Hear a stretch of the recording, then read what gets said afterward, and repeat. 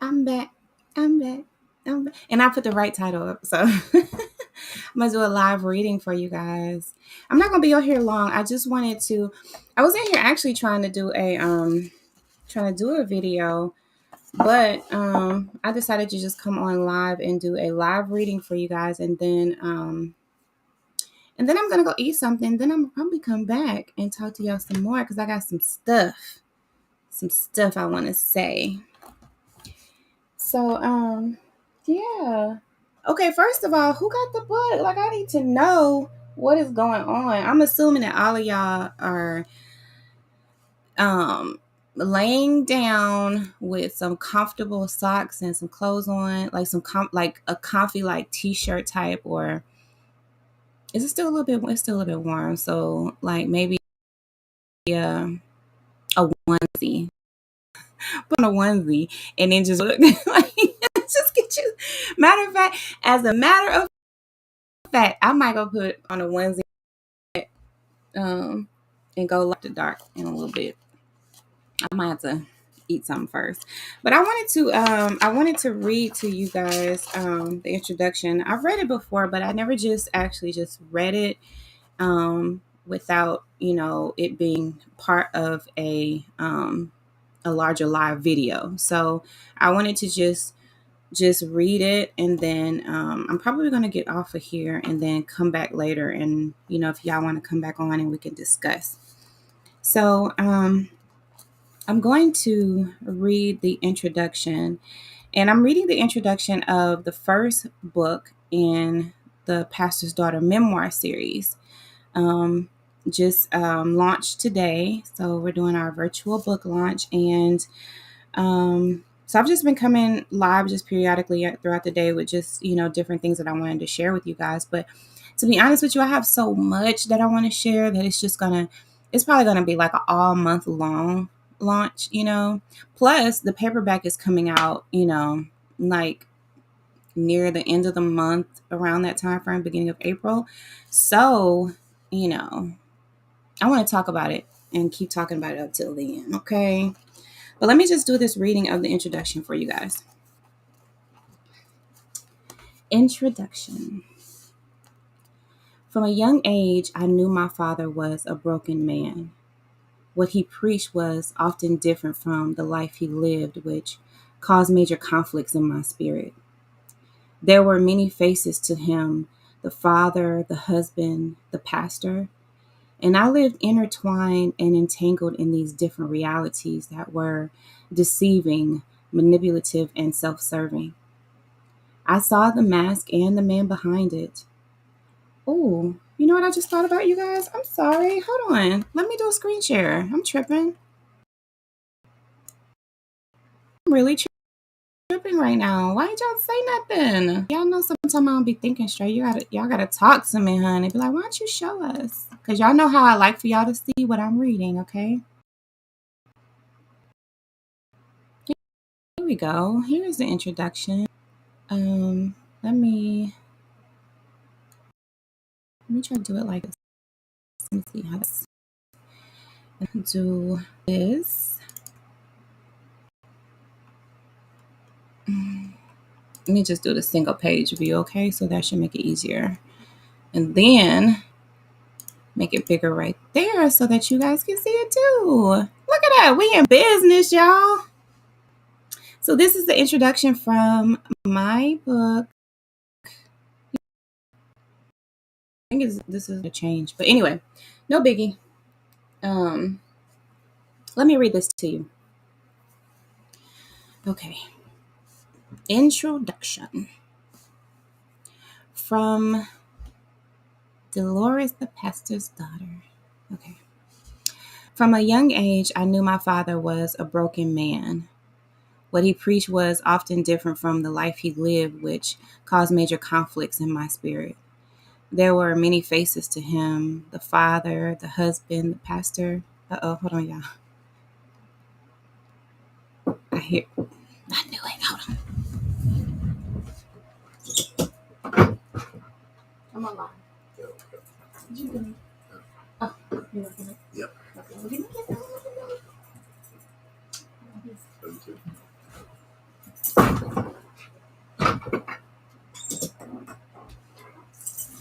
Sorry, you guys.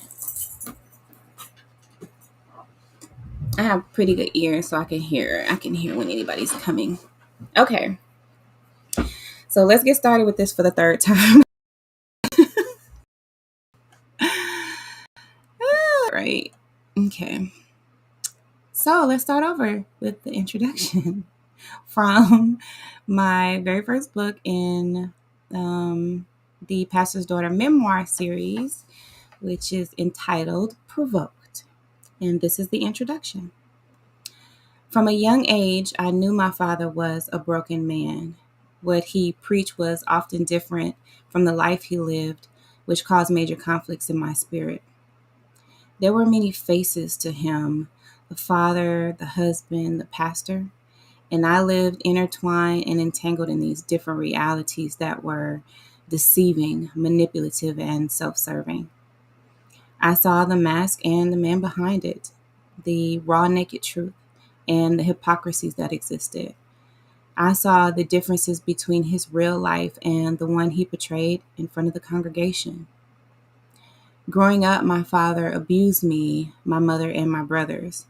He meted out abuse from physical violence to spiritual and mental torment. While stationed in Germany, the physical violence escalated, and my father was leaving visible welts and bruises on our skin. I reported this abuse, and my younger brother and I were placed in a German foster home.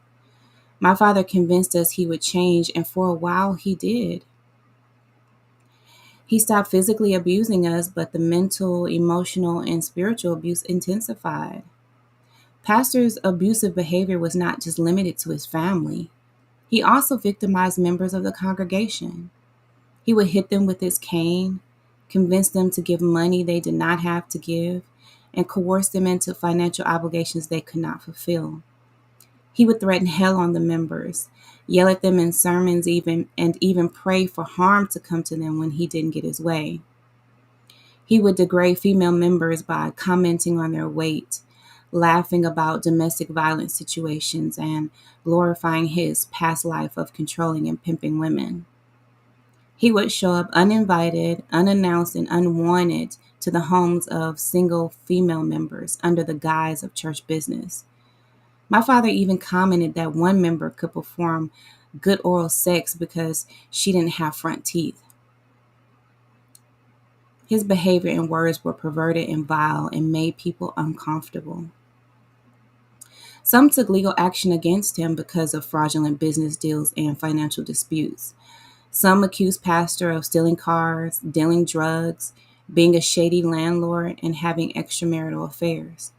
Of course, he disputed these allegations in front of the congregation, but his actions suggested there was some truth to them. Further, his denials proved disingenuous since he preached about these evil actions, appeared proud of them, and committed many of them against those same members. Then he would yell at us for not speaking against his accusers within the community. I spoke to my father many times about this toxic behavior, but he became more callous and more brazen. As a result, some of us left his church. Like many of you, I am enraged and exhausted by the influx of headlines depicting yet another spiritual leader's fall from grace. My heart aches for their victims, victims like my siblings and me, victims like my mother, and victims like some of you who have served under these spiritually shallow evildoers. Everything my father touched and every person he interacted with is forever changed and scarred. That area of impact where people have been most devastated has sadly been in the church. I was not silent about my father's wrongdoing. In fact, I reported him for child abuse when I was just 13 years old. But speaking up for myself and others has often gotten me into trouble with him. I set boundaries, fought, and pushed back. I didn't enable my father's behavior, and I was not codependent. Being raised by a narcissistic pastor meant I had to bend over backwards to fit his needs. As a child, it cost me the validation, safety, and security I needed. As an adult, it cost me my family, health, and sanity. Excuse me, guys.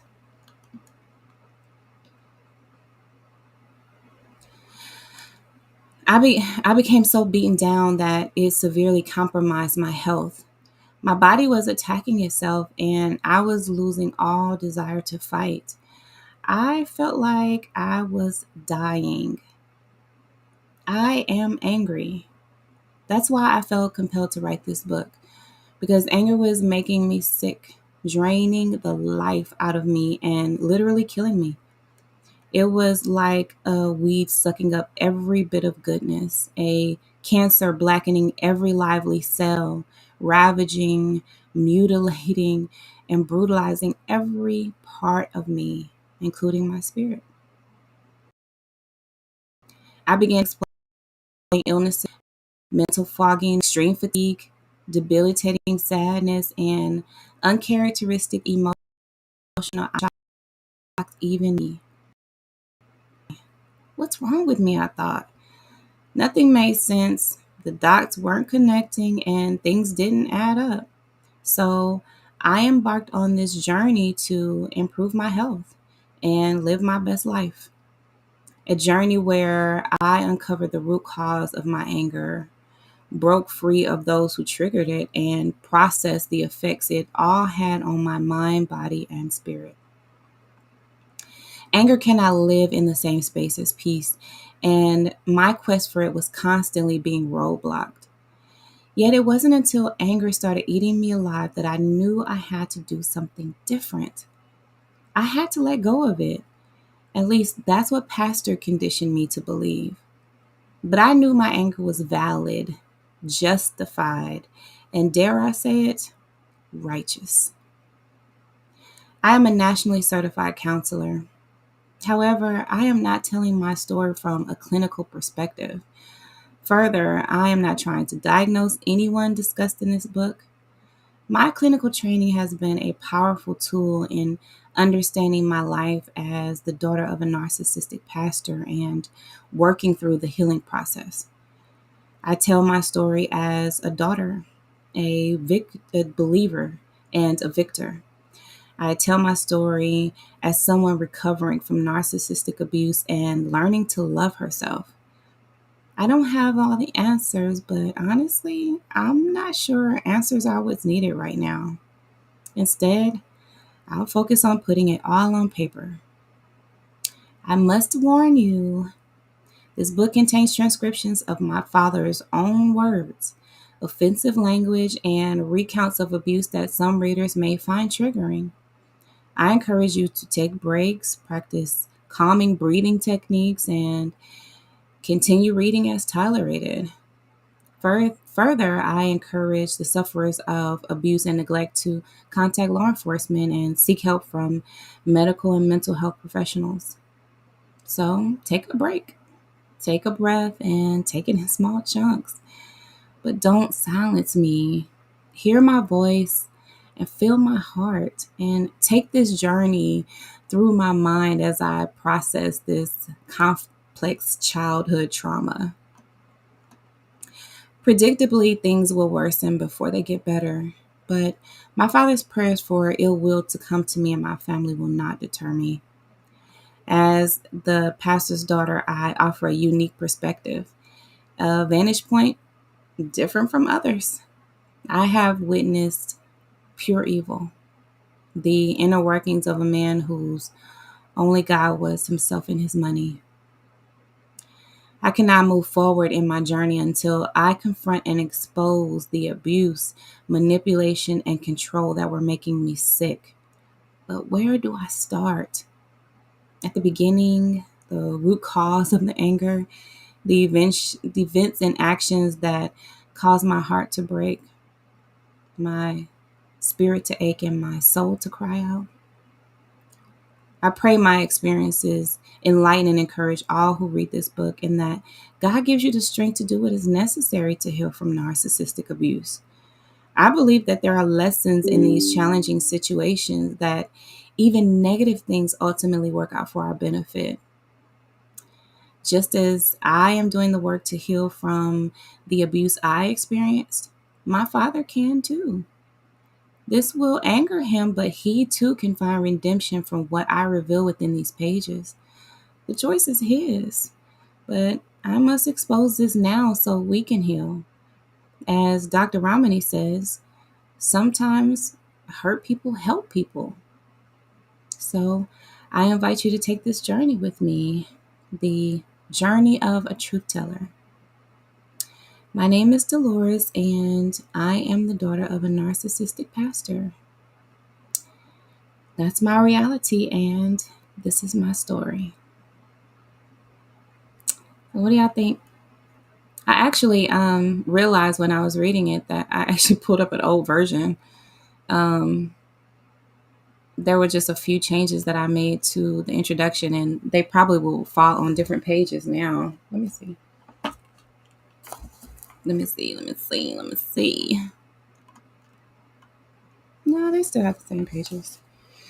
But that's the introduction, you guys. And it's jam packed with a lot of information that gives you a good overall glimpse of some of the issues that we were having, some of the issues that I have with my father, still have with my father. These are issues that I want to be addressed, that I want to speak on, and that I want to analyze. So when I think about how I'm going to present this book and how we're going to talk about it, and analyze it, I think of it in the sense of a court case, and how things are presented in court, to where where you're able to make sense of the issues that are there. And so, like, this is the idea that God gave me. It was probably like, I don't know, probably like two now that that I'm thinking of it came, and it's just grown from there ever since. So I think that as we move forward into really analyzing the book and really just kind of going page by page with it, that you'll see it kind of makes sense to present it in this way. It makes sense to talk about it, in like a case, like a, I don't know, talking about different components as they go. I think that you'll realize from my father's story and from what I'm sharing that there are so many missing pieces. I heard Dr. Ramani say that her account of life with a narcissist is, she said, life with a narcissist is like a series of unconnected episodes. And I think that the tendency for all of us is to try to connect the dots and connect the episodes, connect the events that have happened in our lives. And I, for one, have whole chunks of time, that are missing, in my life. And these chunks of time, I believe, were kind of scrubbed from my memory as a trauma response. But I noticed that through talking with, other family members and, other people that my father mistreated, that once we all start to put our stories together, once we all start to analyze it together, then it'll all start to really make sense. A lot of us who were victimized by my father felt that we were wrong. Felt like, okay, wait, this, obviously I'm the only one who's seeing this, hearing this, knowing this. But that was part of it, was just to keep where we couldn't communicate with each other. We couldn't share ideas. We couldn't share experiences and share stories. But that's what should be happening. So everything that he was doing was in complete conflict with what it should have been, how the experience should have been, and how it should have gone, and what we should have been able to discuss and share and work through as a group of people who love each other and who believe the same. But that wasn't the case.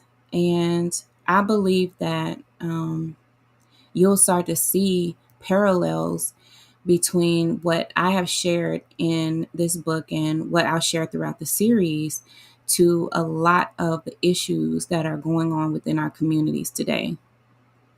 A lot of the issues, a lot of the violence and the rage, and this sense of entitlement, this desire to objectify people so that you get what you want. And, it's just the world itself has just become so messed up. It just, and how can you say really that it's become that way? It just is that way, it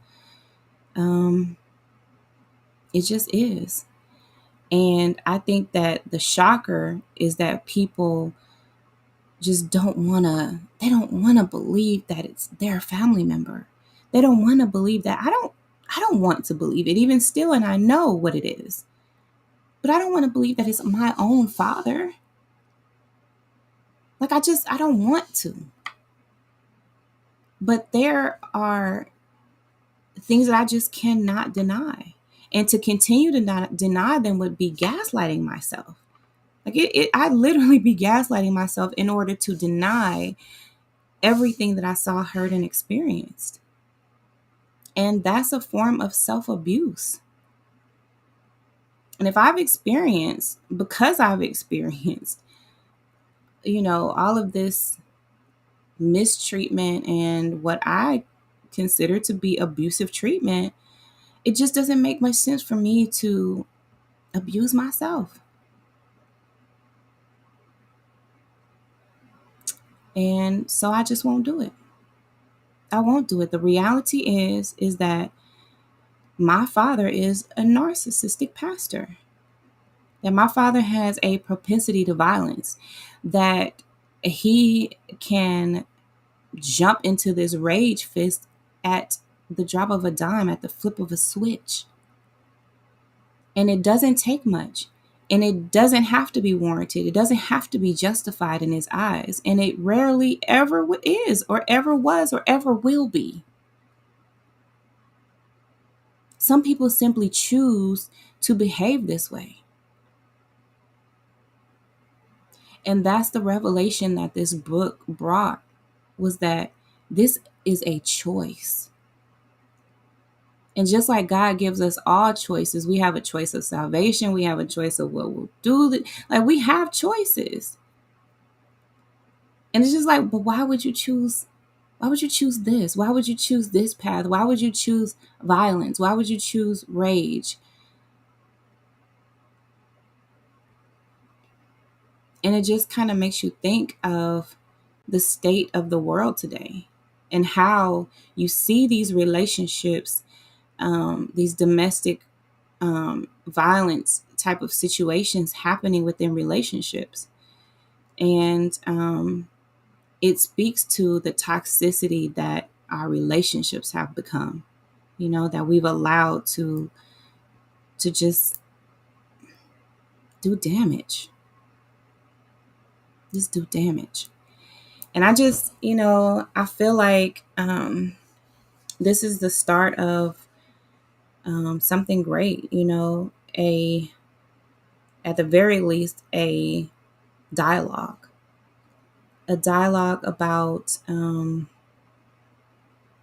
the effects that this religious narcissism and this desire for these types of manipulative people to take the Bible and use that as a weapon against the people that is supposed to protect and to help and to bring salvation, to bring hope and peace and joy to. Like, how can you take the one thing that should give us so much hope and just turn that into something perverted, And that's what we were dealing with. Hey, Minister Ben, you about to order the book? Yay!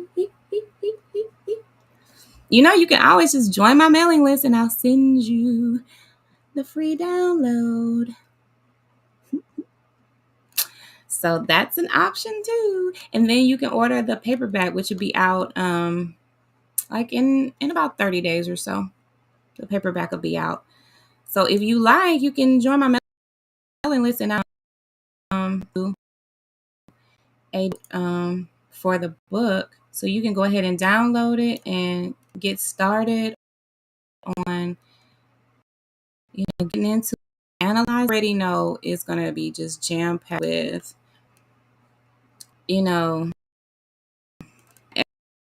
everything, all kinds of stories, some that I've gained from this whole experience, and um, my next steps. There are next steps, you guys. There is a whole other book in the series um, that is coming out within the next 90 days, and then after that, another, and then after that, another. So right now, it's at a 7-book series, and I think it's really gonna take all that. I'm hoping you guys are in for the long haul. Like, are y'all in for the long haul? Like, are y'all with me on this? Like, really? Because you're just gonna have to be here. Like, be here from the beginning of, be here from the beginning of it. Like, you just gotta be here. You can't miss it. You can't miss a book. Because if you miss a book, you're gonna miss something. You're gonna miss a component. You're gonna miss people's stories. Okay. So it's like you gotta be in this thing for the long haul. Oh, that's what I was supposed to be doing, Mr. B. You know how my mind is. I forgot that quick. I'm supposed to be sending you the link. And I can send it to your Facebook too, if that would be easier. But I'm gonna put it right in the chat right now. Ah, thank you so much. Minister Benson, I'm all in, sis. Thank you, thank you, thank you. I think that's probably like the most important part to me, is because I don't want anybody to just take a chunk of it, especially like my earlier videos where I was like all over the place. My emotions were crazy. I didn't know, how to really like respond to even like the things that my father was, posting on his social media and all of that stuff. I was really all over the place, and I can truly say that I have grown. Like, you guys, I know you guys have seen the evolution. Like, I even feel like I look better. Like, my skin is better. I'm still working on fixing this here bald spot. I got to cover it up right now, but but still, I feel like I feel the change. I feel the growth, and I feel the development, that I've gone through this process. But what I was saying is, I don't want anybody to just take a chunk of the story, or take my earlier videos and formulate the whole story from there. It's like, you have to understand that that was just a component of it, that was part of the process that I needed to go through to be able to connect the dots, to connect the episodes. And so I just hope that it's a blessing to everybody who reads it, and including my father. I hope that he like sees it and is like, oh my God, is this really me? Maybe this will give him a really good picture of, the issues that he had, and maybe what he can do to move forward. This is what I believe, that I really don't know anybody in this world who did not experience some type of trauma, some type of traumatic event that shaped them, that just absolutely shaped who they are. I don't really know anybody who hasn't experienced that. And then there are a lot of people who have experienced, prolonged abuse that has a lasting effect on them, where it impacts, and sometimes it sneaks in there and impacts their day to day or their relationships, or sometimes it's, an event that comes up that they realize, oh, whoa, I have not healed from this. This is still a problem. But this is what I say, is that because everyone has gone through some type of a traumatic event. And because there are so many of us who have experienced trauma in our childhoods, that it's really just no excuse. And we want to give people an alibi, like, oh, I want to so bad. It had to be something with him. It had to be, and I want to kind of give him that benefit too. And I'm definitely going to dig in because I want to understand the whole man, the total man, the whole mindset. I just want to know. But having that information is not going to impact how I move with him moving forward. We will not have a relationship. Our relationship is over. But I do hope and I do pray that that when he reads this book, then he will get something from it, some type of a healing or some type of a revelation or something. I hope that God speaks to him through this book. I personally don't hold out hope for that, but that's what keeps me safe. That's what keeps me safe and keeps me keeps the boundaries, wall closed. Because I and a lot of people who have to sever ties with people that are really, really parent, is that there are going to be a lot of situations, a lot of events that will call you back, will pull you back in, will hoover you, suck you back into interacting with someone who is toxic. And that's what I don't want to happen. So I have to constantly remind myself of who I'm dealing with. It's safe. It's safety. You can't argue with that. You can't argue with keeping yourself safe. No one can really dispute that. I mean, what are you going to tell me? Like, to have a relationship with him anyway? When I've expressed to you the violence that he's inflicted on me? It's just, you can't really argue with that. I have to keep myself safe, keep myself sane and healthy. I have a family, I have a husband, I have children. So am I supposed to sacrifice all of that for a relationship with my father? A toxic relationship at that? Nah. Mm-mm. We ain't doing that. Not in 2022. We're not. We're not. Those days are over. This is like cutoff season. And when you have to cut them off, cut them off. And don't think twice about it. Don't go back to the rubble. Don't revisit. Don't second guess. Just cut them off. Do what you have to do for you, for your safety, for your health, for your sanity, for your spiritual walk, for your faith. My father was a threat to all of those things. Just being around him was a threat to all of those things. So I know that if I can do it, if I can cut off my father, a pastor, how many people just want to just have his side just because he's a pastor, just because he's a father? It's like, oh, you can't cut him off. Cut him off. Just cut him off. As painful as the holidays may end up being, maybe they'll get sick and they'll call you, or they'll reach out to you and be like, hey, I'm in the hospital, I'm having a heart attack or something. Because they all fake a heart attack. Jesus Christ. They all fake a heart attack.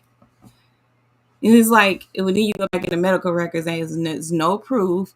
The EKG was like, everything's normal, but this person, they just wanted to milk milk the manipulation.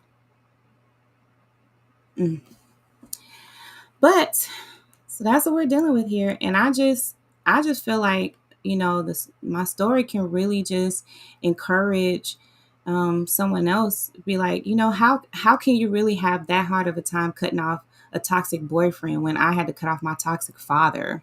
I mean, you know what I'm saying? Like, yeah. So I think I have like a strength that that comes with this story and with my life that should help other people who have relationships that aren't as um, that haven't lasted as long. I mean, granted, when you're in a relationship with someone, you have a sexual soul tie more than likely, and so that's a thing that has to be considered. But when you think about the obligations that an adult child specifically has to their parent, those those responsibilities and obligations, they don't end until you or your parent pass away. It's like you're bound to them, you're obligated to them. And I don't agree that you should be obligated or remain obligated to a person um, that mistreats you and abuses you. And it just doesn't matter who it is. To me, it just makes it worse when it's a parent, because you find that their behavior isn't even necessary. They're just doing it. But they don't have to. They never had to handle you like that. They never had to talk to you like that. Because they were the parent. You just loved them. They were just already in this glorious position just because of who they are. Just because they're a parent. But then you have the ones that take that position and they use and abuse. And when they do that, then the position needs to be taken away from them. Period. Like you don't get to keep this job if you are messing it up, if you're no good at it. You're not qualified. You don't get to keep this job.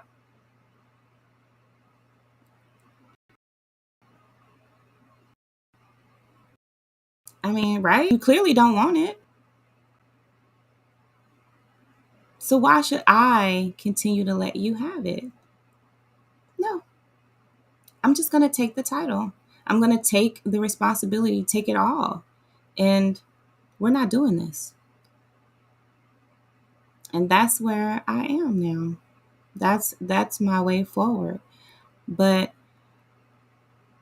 I want to I want to speak my piece first. I want to be heard. Like I want to be heard. Every bit of everything I have to say, I want it to be heard. However long it takes for me to get it out. However many books I have to write to get it out. I just want to get it out. That is it. That is all. And then I'm just going to let God do the rest of it, because not, like after that it's not even in my hands anymore. Like this book now, it's really not even in my hands anymore. It's not really even my book anymore. It's our book. Like this book is now into the world. It's in all of your hands. So it's like, what are you going to do with it? What are you going to do with what you read? What are you going to do with what you learn?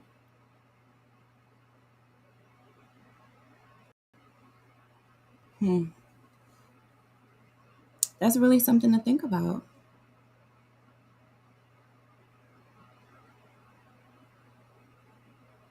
That once you learn, you actually have to act. You don't just simply learn it and then it's like, okay, I'm just going la la la, just going about my business.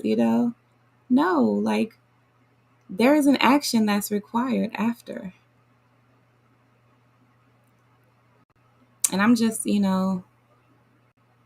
excited to see what, what other things this sparks, what other creativities or what other giftings, this sparks. But like I said, this is only the beginning. This is only the beginning. So I am going to get off of here. and go and get me something to eat. I was thinking about doing a Dolores after dark, but I gotta do a little rest and relaxation first, and then kind of get my thoughts together. But I'll probably end up coming back on. I have so much I want to talk to you guys about, and so much I want to share that I don't know. I don't know. I like it's like now that the book is out, I'm kind of feeling like I don't know a little more free. Like free to speak and speak my truth, and you know, and not really hold anything back. So yeah, Minister being action is required. That's the truth. It's when the real work is like just beginning. So, but anyway, I just wanted to, again say thank you to everyone who has been supporting, and everyone who has gotten a book so far, or is reading it. You got your downloads and all of that good stuff. I mean, I am just, um, I don't know, I'm just happy. I'm just happy, happy, happy, happy, happy. I'm just happy, you guys, because I know this is going to change things. Like y'all will start to understand. I think that's why I'm happy, because like that's the thing. It's like I think one of the worst things is to be misunderstood, and it's like if someone can just understand you, then it's like that's half of the battle right there. And that's how I feel like, okay, now everybody's going to be able to understand what I've been saying, and, why I've been doing this, and why I've been so emotional, and why I've been all over the place. It's like now it'll finally make sense. So I think that's why I'm excited, because it's like, okay, after you read this book, if you still feel like I'm in the wrong, it's probably because you're in the wrong. You know what I'm saying? Like, that's how I feel. So, but before then, I really didn't have a leg to stand on, because it's like I'm just trying to share, but I don't really know what to share, how to share, or where to start, or anything. But now